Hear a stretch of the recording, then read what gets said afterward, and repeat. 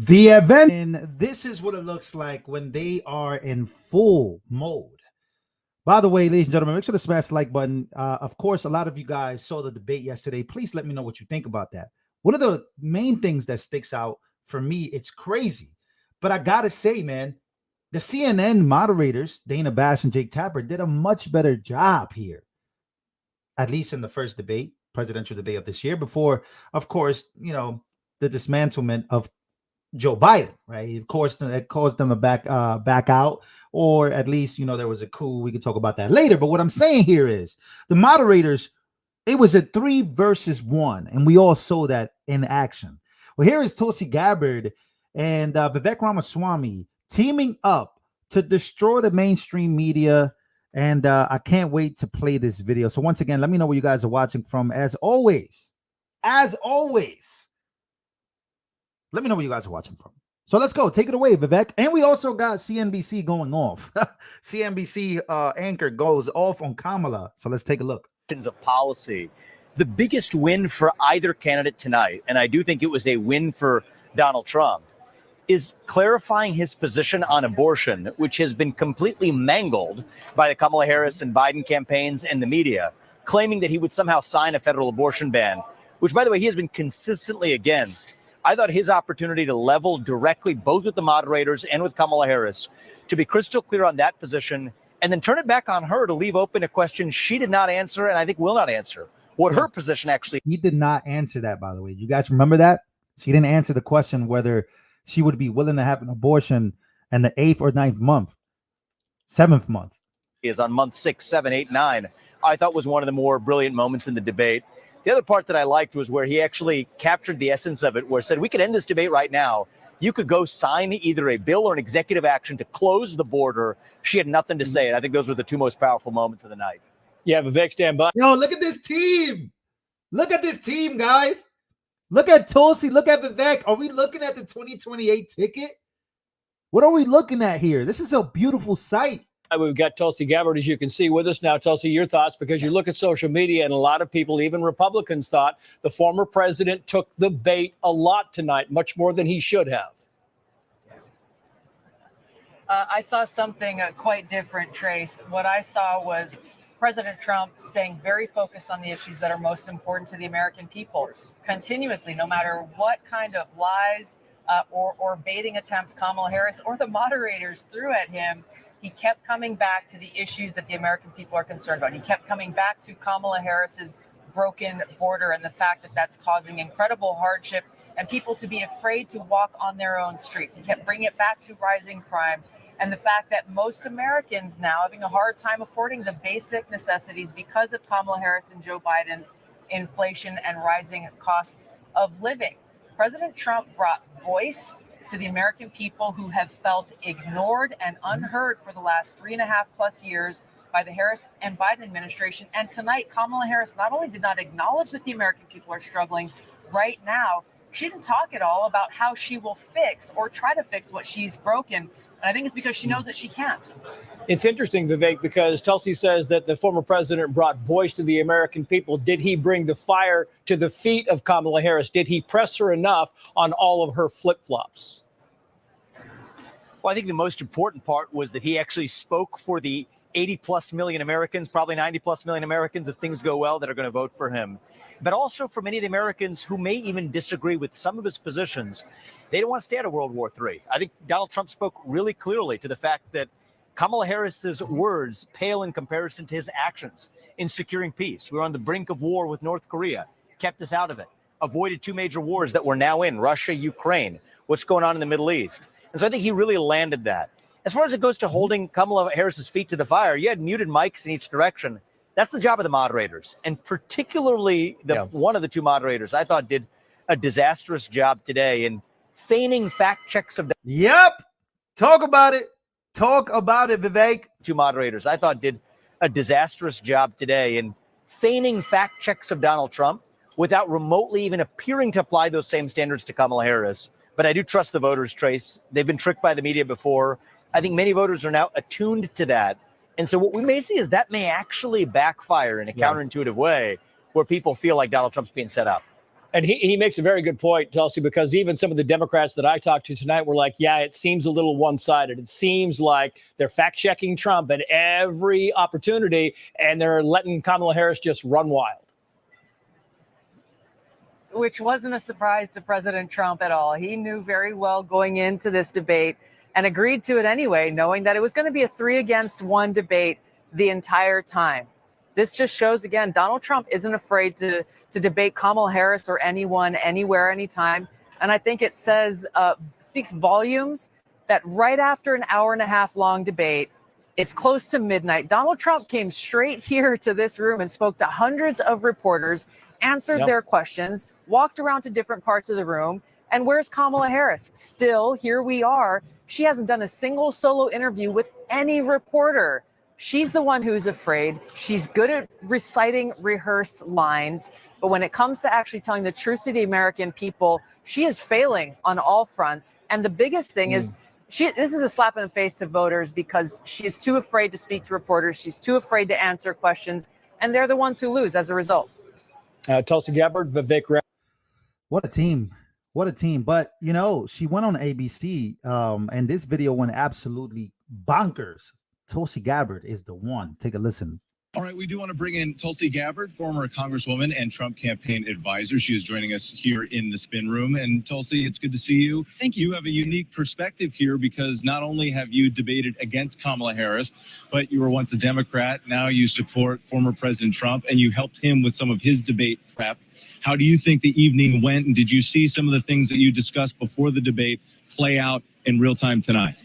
You know, President Trump kept this debate very focused on the issues that matter most to the American people. And I think, to me, when you look at this debate, that was the biggest contrast, is that President Trump really brought voice to the American people who are concerned about crime on their streets, who are concerned about illegal immigrants, millions of illegal immigrants crossing the border, and how this doesn't just affect the border communities. This is affecting, in a very negative way, communities all across the country. He kept coming back to these issues. He kept coming back to the economy and how more and more Americans are continuing to struggle to afford basic necessities, groceries, gas, supplies, things that they are reminded of every single day, that their dollar is going shorter and shorter. It doesn't go as far as it used to be. These are the issues that the American people are most concerned about. And quite frankly, that Kamala Harris not only didn't really speak to or address, but she also didn't recognize and admit the fact that people are in this position today given the Biden-Harris administration's policies, and that they have been the ones in the White House these past 4 years,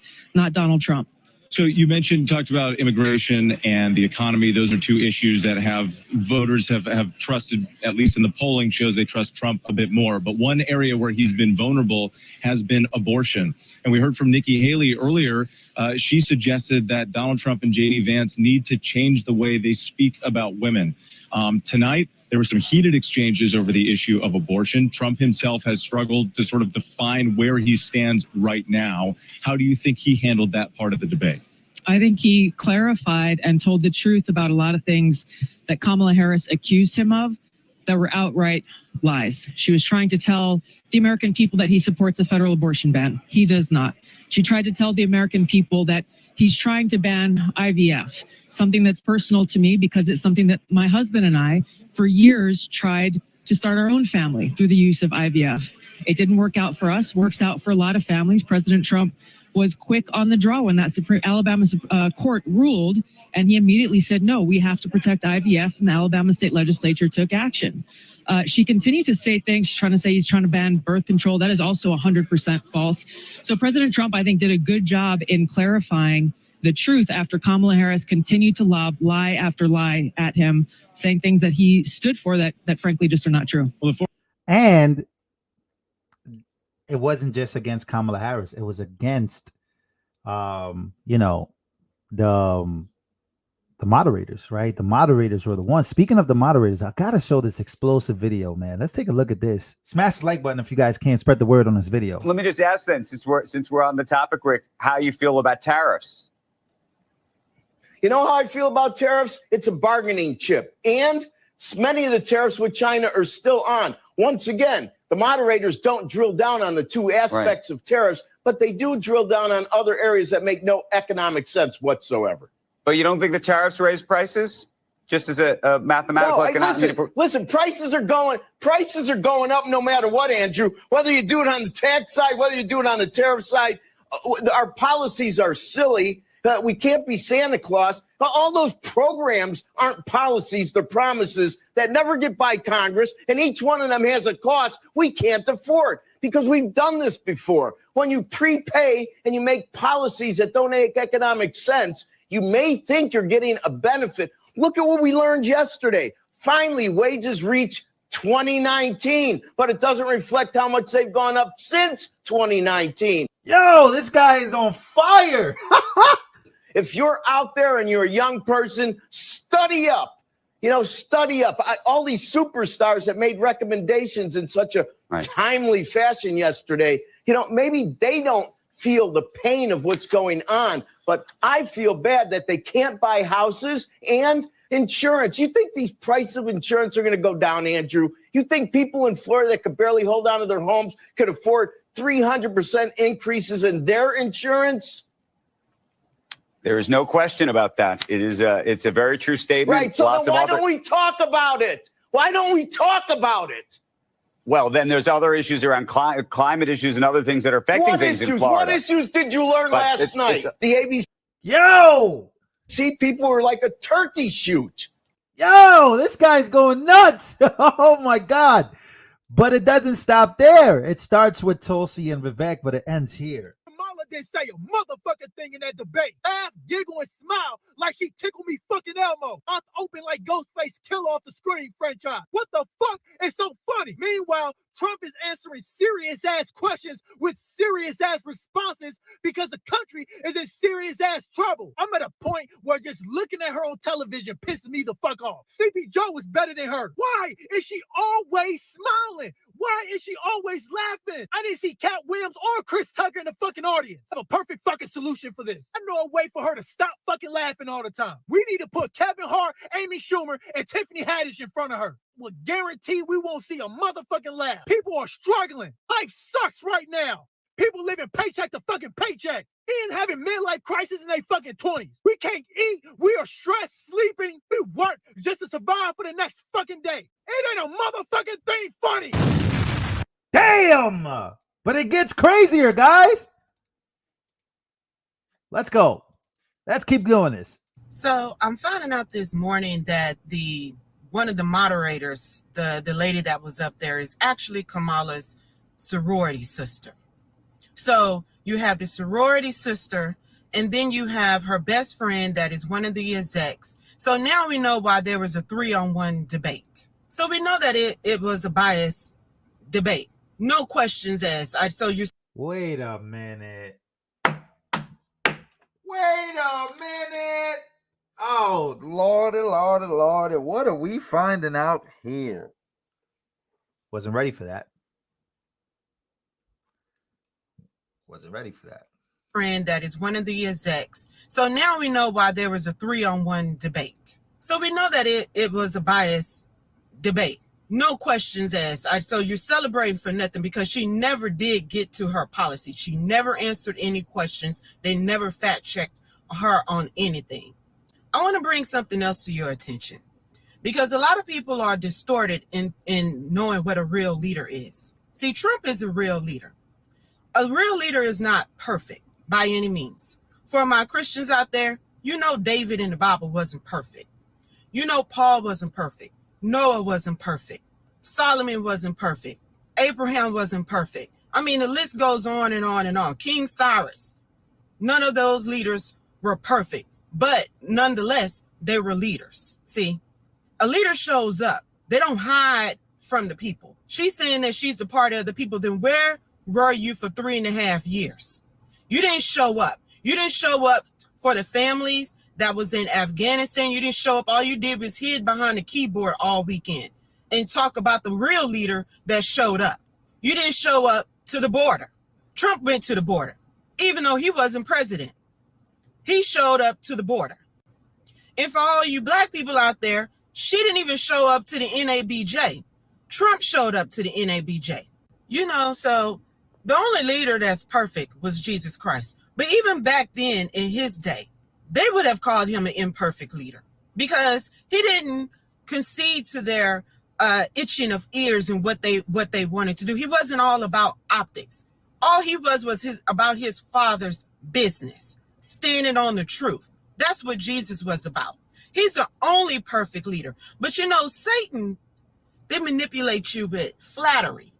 That's what Satan does.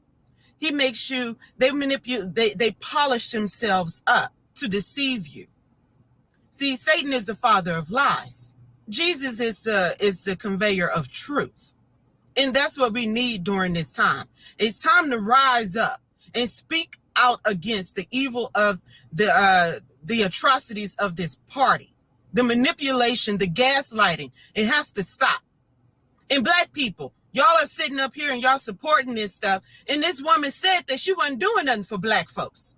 She was locking up Black men in jail left and right. And y'all still want to back her. So she's saying that it's time for a change. She is completely right. I 100% agree. It's time for a change, and it's time to get your administration, fire her administration, and move in Trump into the White House, y'all. So it's time to put America first instead of having America last. So y'all, let's get out there. We stay prayed up. We need to pray during these rough times and just keep your head on the swivel. And I'll check in with y'all. I love that. I love that. But a surprising take here from Jake Tapper. Let's take a listen. Vice President Harris began the debate by punting the first question on the economy. Do you believe Americans are better off than they were 4 years ago? So I was raised as a middle-class kid, and I am actually the only person. This pissed me off. This right here, this part. Oh my God. Looking back at it, I don't think I've ever been this pissed off. Like I was just pissed because I thought about this question, and being that it was the first, this is the most important question. This is what Americans are feeling today. Every single American, no matter what you look like, no matter what your lineage is, no matter where you're from, you're an American, you're feeling the pain. And this broad goes on to say, she goes on to talk about her past, how she grew up. Like, what the are you talking about? And by the way, Jake Tapper says she punted the first question. Vice President Harris began the debate by punting the first question on the economy. Do you believe Americans are better off than they were 4 years ago? So I was raised as a middle-class kid, and I am actually the only person on this stage who has a plan that is about lifting up the middle class and working people of America. It went on from there. Despite the economy being the #1 issue facing the country, the sitting vice president generally reverted to talking points about a few of her policy proposals. Even Harris allies today are saying that she needs to talk more about what she will do for Americans if elected. Senator Bernie Sanders will be here in a second to talk about more about the need for her to fill in some of those blanks. On the border, another vulnerable issue for Harris, she also dodged. Would you have done anything differently from President Biden on this? So I'm the only person on this stage who has prosecuted transnational criminal organizations for the trafficking of guns, drugs, and human beings. Okay, that wasn't the question. When asked how she would break through the Israel-Hamas war stalemate, Harris said this. We need a ceasefire deal, and we need the hostages out. And so we will continue to work around the clock on that. Okay, but again, how? It's real when even Jake Tapper is having one of those moments. It's real when Jake Tapper is having one of those nights. It's crazy. But all I've heard ever since the debate is, yes, Queen. Yes, she ate him up. Yes, Queen. She did a phenomenal job. What? What are y'all saying? What are y'all talking about? What are y'all saying? Did we watch the same thing? Are we living the same in the same United States of America? It's crazy. Yes, Queen. She ate him up. Are y'all fucking serious? That's it for me, ladies and gentlemen. My name is Lou Valentino. I hope you guys enjoyed this live stream. Make sure to smash the like button. Spread the word on this. Spread the word on these live streams. Smash the like as soon as you can. And yeah, we'll be back with a bigger and better video.